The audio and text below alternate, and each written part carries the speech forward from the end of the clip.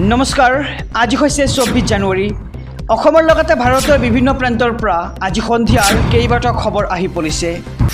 এই মুহূৰ্তত জনাইছো আজিৰ প্ৰথমটো খবৰ আপুনি ৰেচন কাৰ্ড পালেনে অহা 1 ফেব্ৰুৱাৰীৰ পৰা ৰেচন ল'বলৈ আপুনি সাজু হওক লগতে মহিলাসকলে পাব চৰকাৰী আঁচনিৰ ধন এই মুহূৰ্তৰ খবৰ আমি জনাই যাম আমাৰ সমুদৰ্শকক আপুনি সাজু হওক ৰেচন ল'বলৈ অহা 1 ফেব্ৰুৱাৰীৰ পৰা লাভ কৰিব ৰেচনৰ সামগ্ৰী ৰেচন কাৰ্ডৰ লাখ লাখ হিতাধিকাৰীৰ বাবে ডাঙৰ খবৰ এই মুহূৰ্তত আহি পৰিছে ৰেচন সময়মতে নাপালে আপুনি দিব পাৰিব অভিযোগ দোকানীৰ লগতে গ্ৰাহকেও মানি চলিব লাগিব কেইটামান বিশেষ নিয়ম 10 তাৰিখৰ ভিতৰত লাভ কৰিব ৰেচন আৰু মনত ৰাখিব ৰেচনৰ চাউল সংগ্ৰহ কৰাৰ সময়ত দিয়ক ফিংগাৰপ্ৰিণ্ট দিহে আপুনি সংগ্ৰহ কৰক ৰচিদ POS মেচিনৰ দ্বাৰা দিয়া ৰচিদ ল'ব লাগিব প্ৰতিগৰাকী হিতাধিকাৰী আৰু অন্তোদয় অন্ন যোজনাৰ অধীনত লাভ কৰিব আপুনি 35 কিলো চাউল অগ্ৰাধিকাৰ পৰিয়ালে লাভ কৰি 5 কিলোকৈ লাভ কৰিব ৰেচন আৰু হিতাধিকাৰী ৰেচন সংগ্ৰহ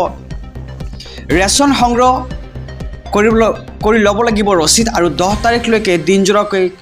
খোলা ৰাখিব লাগিব ৰেচনৰ দোকান আৰু 10 তাৰিখে মহিলাসকলৰ একাউণ্টত সোমাব চৰকাৰী আঁচনিৰ ধন অৰুণোদয় আঁচনিৰ লগতে অন্যান্য পেঞ্চনৰ ধন সোমাব 10 তাৰিখে এই মুহূৰ্তত জনাইছো আজিৰ দ্বিতীয় নম্বৰ খবৰটো নৱম শ্ৰেণীৰ ছাত্ৰ ছাত্ৰীসকলৰ বাবে আহি পৰিছে ভাল খবৰ শীঘ্ৰে লাভ কৰিব বিনামূলীয়া চাইকেল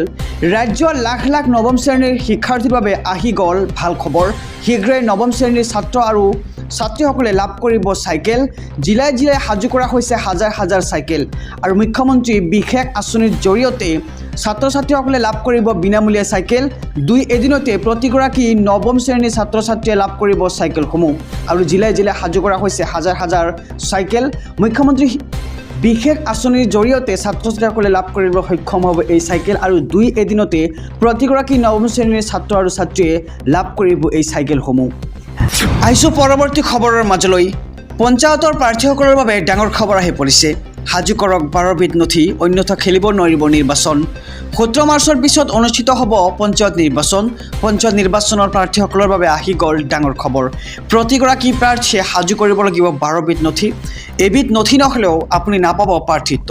আৰু কি নথি পত্ৰৰ প্ৰয়োজন হ'ব আমি সবিশেষ জনাই যাম আমাৰ সমুদৰ্শকক 1 নম্বৰত প্ৰয়োজন হ'ব বাকি যায় প্ৰমাণপত্ৰ 2 নম্বৰত প্ৰয়োজন হ'ব সমবায় আপত্তিবিহীন প্ৰমাণপত্ৰ 3 নম্বৰত প্ৰয়োজন হ'ব বেংক আপত্তিহীন প্ৰমাণপত্ৰ 4 নম্বৰত প্ৰয়োজন হ'ব জাতিগত প্ৰমাণপত্ৰ 5 নম্বৰত প্ৰয়োজন হ'ব ভোটাৰ তালিকাৰ প্ৰমাণপত্ৰ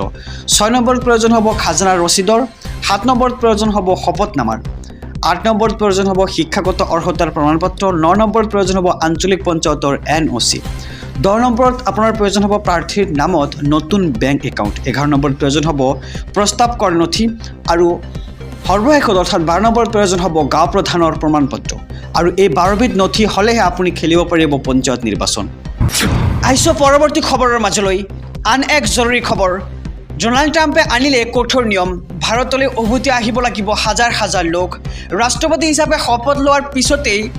অবৈধ ভাৰতীয়ৰ বিৰুদ্ধে কঠোৰ স্থিতি বা ট্ৰাম্পৰ নাগৰিকৰ সুৰক্ষাৰ স্বাৰ্থত অবৈধ ভাৰতীয়ৰ বিৰুদ্ধে কঠোৰ হৈছে বা ডোনাল্ড ট্ৰাম্প এই মুহূৰ্তৰ খবৰ জনাইছোঁ যে অবৈধভাৱে থকা 18,000 ভাৰতীয় এৰিব লাগিব আমেৰিকা ইফালে আমেৰিকাত আৰু জন্মগত অধিকাৰ নাগৰিকত্ব লাভ নকৰে ভাৰতীয় আমেৰিকান সম্প্ৰদায়ৰ বাবে সমস্যাৰ সৃষ্টি কৰিছে ডোনাল্ড ট্ৰাম্পে আৰু আমেৰিকান নাগৰিকত্বৰ অৰ্থ আৰু মূল্য সুৰক্ষিত কৰা শীৰ্ষক ডোনাল্ড ট্ৰাম্পৰ কাৰ্যবাহী আদেশ ভাৰতীয় প্ৰৱাসী আৰু অন্যান্য অনুপ্ৰৱেশকাৰীৰ বাবে বিপদ বাঢ়িল আমেৰিকাত আৰু জন্মগত অধিকাৰ নাগৰিকত্ব প্ৰত্যাহাৰ কৰিছে আমেৰিকাৰ ৰাষ্ট্ৰপতি ডোনাল্ড ট্ৰাম্পে এই সন্দৰ্ভত কাৰ্যবাহী আদেশত স্বাক্ষৰ কৰিলে আমেৰিকাৰ ৰাষ্ট্ৰপতি ডোনাল্ড ট্ৰাম্পে আৰু বৰ্তমান আমেৰিকাত জন্মগ্ৰহণ কৰা শিশুসকলক স্বয়ংক্ৰিয় নাগৰিকত্ব প্ৰদান কৰা হয় আনকি তেওঁলোকৰ পিতৃ মাতৃ নাগৰিক নহ'লেও আমেৰিকাত জন্ম হ'লে পায় নাগৰিকত্ব কিন্তু এতিয়াৰ পৰা এনে নহ'ব পিতৃ মাতৃ আমেৰিকাৰ নাগৰিক নহ'লে এতিয়া সন্তানেও নাপাব নাগৰিকত্ব এটা ডাঙৰ খবৰ এই মুহূৰ্তত আমি জনাইছোঁ